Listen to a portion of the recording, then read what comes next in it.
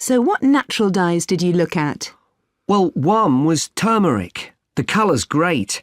It's a really strong yellow. It's generally used in dishes like curry. It's meant to be quite good for your health when eaten, but you might find it's not permanent when it's used as a dye. A few washes and it's gone. Right. I used beetroot as a dye for wool.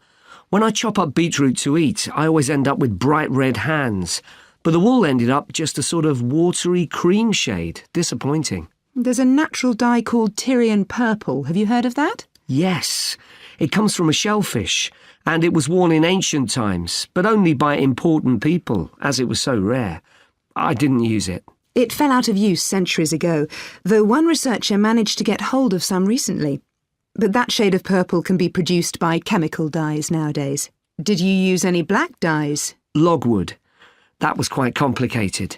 I had to the fabric so the dye would take. I hope you were careful to wear gloves. Yes, I know the danger with that dye. Good, it can be extremely dangerous if it's ingested. Now, presumably you had a look at an insect-based dye, like cochineal, for example. Yes, I didn't actually make that. I didn't have time to start crushing up insects to get the red colour, and anyway, they're not available here. But I managed to get the dye quite easily from a website, but it cost a fortune.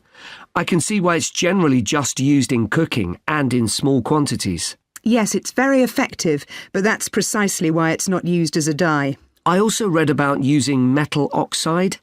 Apparently you can allow iron to rust while it's in contact with the fabric, and that colours it. Yes, that works well for dyeing cotton.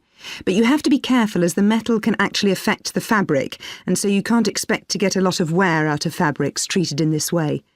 And the colours are quite subtle. Not everyone likes them. Anyway, it looks as if you've done a lot of work.